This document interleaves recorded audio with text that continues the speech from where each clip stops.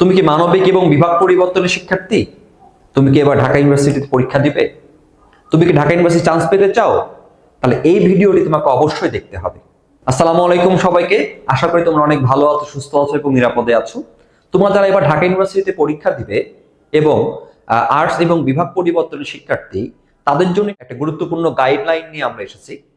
তোমরা জানো যে ঢাকা ইউনিভার্সিটিতে কলা, আইন ও সামাজিক বিজ্ঞান ইউনিটে তোমাকে ফর্ম তুলতে হবে এবং তোমরা 25-26 শিক্ষাবর্ষের শিক্ষার্থী এবং তোমাদের পরীক্ষা কিন্তু ডিসেম্বর মাসের 13 তারিখ অর্থাৎ শনিবারে অনুষ্ঠিত হবে সকাল 11টা থেকে 12:30 অর্থাৎ 1 ঘন্টা 30 মিনিট। এবং একটা বিষয় দিকে লক্ষ্য করো, তোমাদের কিন্তু মোট 3টি বিষয় থেকে প্রশ্ন হবে: বাংলা, ইংরেজি এবং সাধারণ জ্ঞান। আর অল্প কিছুদিন পরেই তোমাদের কাঙ্ক্ষিত ইউনিভার্সিটিতে তোমাদের অ্যাডমিশন।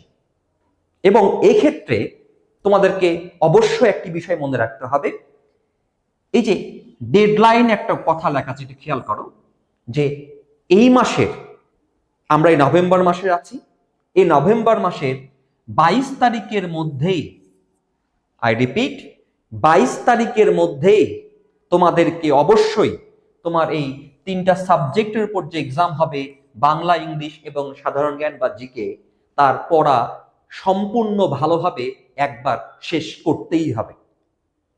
তুমি যদি 22 তারিখের মধ্যে তোমার যে সাবজেক্টগুলোর উপর এক্সাম হবে, বাংলা, ইংলিশ এবং জিকে, এই পড়াগুলো একবার কমপ্লিট করতে না পারো, তাহলে তুমি অনেক বড় একটা বিপদের মধ্যে পড়ে যাবে এবং তোমার সে স্বপ্নের ঢাকা ইউনিভার্সিটিতে ভর্তি হওয়াটা অনেক কষ্টকর হয়ে যাবে এবং ঢাকা বিশ্ববিদ্যালয় ভর্তি হওয়ার সম্ভাবনা অনেকটা কমে যাবে। এজন্য আমার অনুরোধ, তুমি তোমার সর্বোচ্চ চেষ্টা দিয়ে এই কয়েকদিনের মধ্যে অর্থাৎ 22 তারিখের মধ্যে তোমার বাংলা, ইংরেজি এবং জিকে এই পড়াগুলো সম্পূর্ণ কমপ্লিট করে ফেলো। একবার অন্তপক্ষে ভালোভাবে শেষ করো, তাহলে তুমি একটা কনফিডেন্ট পাবে। কেন তুমি 22 তারিখের মধ্যে শেষ করতে হবে? কেন তুমি আমার কথা শুনবে? কারণ বিগত বছরগুলোতে আমার এই গাইডলাইন শুনেই রাজশাহী শহর থেকে ঢাকা বিশ্ববিদ্যালয় 300তম আমাদের ফাতেমা আপু, রহমতুল্লাহ আরিফ 505তম এবং প্রিয়ন্তী 611তম হয়েছে। এছাড়া আরো অসংখ্য স্টুডেন্ট আমাদের এই নির্দেশনাগুলো শুনে তাদের স্বপ্নের বিশ্ববিদ্যালয়ে তারা পড়াশোনা করছে। তাহলে তুমি যদি ফাতেমার মতো 300তম হতে চাও, তুমি যদি রহমতুল্লাহ আরিফের মতন 505তম হতে চাও, তুমি যদি প্রিয়ন্তীর মতন 611তম হতে চাও এবং এর চেয়ে আরো ভালো রেজাল্ট করতে চাও ঢাকা বিশ্ববিদ্যালয়ে, তাহলে তোমাকে অবশ্যই এই কথাগুলো শুনতে হবে, এই কথাগুলো মানতে হবে। কি কথাগুলো মানবে, কি কথাগুলো শুনবে? তার প্রথম কথা হচ্ছে, তোমাকে অবশ্যই এই 22 তারিখের মধ্যে তোমার সম্পূর্ণ কোর্স একবার শেষ করতেই হবে এবং 22 তারিখের পর তোমাকে 3টা বিষয় মানতে হবে। তুমি যদি ঢাকা বিশ্ববিদ্যালয়ে চান্স পেতে চাও, তোমাকে অবশ্যই এই 3টা কথা মানতে হবে। 3টা কথা, প্রথমটা কি? প্রথমটা খেয়াল করো, এখানে কি লেখা আছে: 22 তারিখের পর থেকে অর্থাৎ 23 তারিখ থেকে কোনো ভাইয়া, কোনো স্যার, কোনো কোচিং এর পড়া যাবে না। তাদের রুটিন অনুযায়ী তুমি চলতে পারবে না। তুমি যেই ভাইয়ার কাছেই পড়ো, তুমি যেই কোচিং এই পড়ো, তুমি যার কাছেই পড়াশোনা করো না কেন, তোমাকে 22 তারিখের পর থেকে নিজের রুটিন করে পড়তে হবে, নিজের মতন করে পড়তে হবে, তাদের মতন করে পড়লে হবে না। দ্বিতীয়ত যে কথা তোমাকে মানতে হবে সেটা হচ্ছে, 22 তারিখের পর থেকে তুমি কিন্তু একদিনে 2টা-3টা সাবজেক্ট পড়তে পারবে না। তুমি কিন্তু এখন একদিনের যদি 8-10 ঘন্টা পড়াশোনা করো, 2 ঘন্টা পড়ছো বাংলা, 3 ঘন্টা পড়ছো জিকে, 3 ঘন্টা পড়ছো ইংরেজি বা ইংলিশ, এরকম করে ভাগ করে নিচ্ছ। বাট 22 তারিখের পর থেকে তোমাকে একদিনে একটা সাবজেক্ট পড়তে হবে। তুমি একদিনে একটা সাবজেক্টের বেশি কোনো সাবজেক্ট পড়তে পারবে না। থার্ডলি অ্যান্ড ফাইনালি যে কথা আমাকে মানতে হবে সেটা হচ্ছে, খেয়াল করো, 22 তারিখের পর থেকে তোমাকে আর চ্যাপ্টার ভিত্তিক পরীক্ষা দেওয়া যাবে না, তুমি আর টপিক ভিত্তিক পরীক্ষা দিবে না, তুমি আর অধ্যায় ভিত্তিক পরীক্ষা দিবে না। 22 তারিখের পর তোমাকে অবশ্যই পরীক্ষা দিতে হবে, অনেক অনেক পরীক্ষা দিতে হবে, কিন্তু সেই পরীক্ষাগুলো হতে হবে সাবজেক্ট ভিত্তিক। সেই পরীক্ষাগুলো হতে হবে অবশ্যই মডেল টেস্ট। সাবজেক্ট ভিত্তিক মানে তুমি পুরো বাংলার উপর পরীক্ষা দাও, তুমি পুরো জিকে এর উপর পরীক্ষা দাও, তুমি পুরো ইংলিশের উপর পরীক্ষা দাও, তুমি অধ্যায় ভিত্তিক বাংলা 3টা অধ্যায়, ইংলিশের 3টা অধ্যায়, জিকে 3টা অধ্যায়, এভাবে আর পরীক্ষা দিতে পারবে না। তাহলে খুব ভালো করে বোঝো, তোমাকে 22 তারিখের পর থেকে এই 3টা কথা মানতে হবে। তোমাকে আর এক্সট্রা করে নতুন করে কোনো ভাইয়ার পড়াগুলো পড়ে পার্টিকুলার সাবজেক্ট পড়ে এক্সাম দেওয়া যাবে না। তোমাকে একদিনে 2টা 3টা সাবজেক্ট পড়া যাবে না, একটা সাবজেক্ট পড়তে হবে। এবং তোমাকে কোনো অধ্যায় ভিত্তিক আর পরীক্ষা দেওয়া যাবে না, তোমাকে সাবজেক্ট ভিত্তিক আর মডেল টেস্ট দিতে হবে। এখন 22 তারিখের পর থেকে তোমার রুটিনটা কেমন হওয়া উচিত? তুমি যদি তোমার স্বপ্নে ঢাকা বিশ্ববিদ্যালয়ে ভর্তি হতে চাও, তুমি যদি ঢাকা বিশ্ববিদ্যালয়ের শিক্ষার্থী হিসাবে নিজেকে পরিচয় দিতে চাও, তোমাকে অবশ্যই এই কথাগুলো মানতে হবে এবং 22 তারিখের পর বাবারা এই রুটিন অনুযায়ী তোমাকে চলতে হবে। সেটা কি একটু লক্ষ্য করো। 22 তারিখের পরে অর্থাৎ 23 তারিখ থেকে তোমার রুটিনটা এমন হওয়া উচিত, প্রথমে তুমি বাংলাটা নাও। 23 তারিখ, 24 তারিখ, 25 তারিখ অর্থাৎ 3 দিন তুমি শুধু বাংলায় পড়বে। তুমি যতক্ষণ পড়বে শুধু বাংলায় পড়বে। তুমি 10 ঘন্টা পড়ো, 12 ঘন্টা পড়ো, 8 ঘন্টা পড়ো, 14 ঘন্টা পড়ো, যতক্ষণ পড়বে তুমি 3 দিন শুধু বাংলায় পড়বে। এবং এই 3 দিনের মধ্যে বাংলার যা আছে, ঢাকা বিশ্ববিদ্যালয়ের জন্য চান্স পেতে যা যা বাংলার পড়তে হবে, তুমি তো আগে 22 তারিখের আগে শেষ করে ফেলেছো। এই 3 দিনে পুরো বাংলাটা একবার রিভিশন দিয়ে দাও। এবং তারপরে 3 দিন ইংরেজির জন্য রাখো। 26 তারিখ, 27 তারিখ, 28 তারিখ, এই 3 দিন যতক্ষণ তুমি পড়বে শুধু ইংলিশই পড়বে। ইংলিশ ছাড়া আর অন্য কোনো সাবজেক্ট তুমি 3 দিন পড়বে না। তারপরের 3 দিন রাখো জিকের জন্য।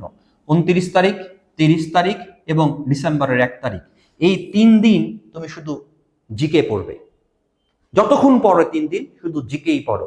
এবং একদিন দেখো রাখা হয়েছে তোমার রিজার্ভ ডে হিসেবে, অর্থাৎ তুমি যদি কোনো সাবজেক্ট 3 দিনে শেষ করতে না পারো, বা তুমি কোনোদিন একদিন অসুস্থতার জন্য যদি পড়তে না পারো, একদিন তোমার রিজার্ভ ডে থাকলো। অর্থাৎ 23 তারিখ থেকে 2 তারিখের মধ্যে তোমার বাংলা ইংলিশ জিকে একবার রিভিশন কমপ্লিট হলো। তাহলে 22 তারিখের মধ্যে কোর্স শেষ করবে একবার, আর 23 তারিখ থেকে ডিসেম্বরের 2 তারিখের মধ্যে তোমার পুরো কোর্সটা একবার রিভিশন শেষ করবে। কেন রিভিশন দিবে? কারণ তোমার পরীক্ষা 13 তারিখ, তুমি 5 ডিসেম্বরে কোর্স শেষ করলা, 5 দিন পরে যে পরীক্ষা দিবে না।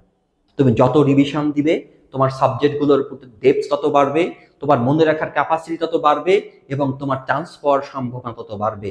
এর জন্য 22 তারিখের মধ্যে কোর্স শেষ করো এবং 23 তারিখ থেকে ডিসেম্বরের 2 তারিখের মধ্যে একবার পুরো সাবজেক্টটা রিভিশন কমপ্লিট করো। তারপরে কি পড়া শেষ? না, তারপরে তোমার শুরু হবে রিভিশন 2। খেয়াল করো, তারপরে বাংলার জন্য বরাদ্দ রাখো 2 দিন, 3 তারিখ এবং 4 তারিখ, ঠিক আগের মতনই এই 2 দিন শুধু বাংলায় পড়বে, এছাড়া অন্য কোনো সাবজেক্ট আর পড়বে না। পুরো বাংলাটাকে আবার রিভিশন দাও নিজের মতন করে। তারপরে 2 দিন রাখো ইংরেজির জন্য, 5 তারিখ এবং 6 তারিখ। এই 2 দিন তুমি শুধু ইংলিশ পড়ো, শুধু ইংলিশ পড়ো। ওই যে একবার শেষ করেছো 22 তারিখে, একবার রিভিশন দিল 2 তারিখের মধ্যে, আরেকবার তুমি রিভিশন দাও। দেখো কোন জায়গায় তুমি প্রবলেম হচ্ছে, পুরো ইংলিশটা রিভিশন দাও 2 দিনে, দেখবে একটা কনফিডেন্স পাচ্ছ ইংলিশের উপরে। তারপরে সাধারণ জ্ঞান তুমি পড়ো পরবর্তী 2 দিন, 7 তারিখ এবং 8 তারিখ। অর্থাৎ 8 তারিখের মধ্যে তোমার পুরো বাংলা ইংলিশ এবং জিকে 2 বার রিভিশন কমপ্লিট হয়ে গেল। অন্যদের থেকে তুমি আগে থাকবে। অন্যরা কেবল কোর্স শেষ করতে ব্যস্ত, তুমি কোর্স শেষ করে 2 বার রিভিশন দিচ্ছ। অন্যদের থেকে তুমি 2 গুণ তুমি পড়া বেশি মনে রাখতে পারবে এবং বেশি পারফরমেন্স করবে। এখানে কি আমাদের কাজ শেষ? না, আমার 8 তারিখের পরে আমরা আবার রিভিশন 3-তে যাব।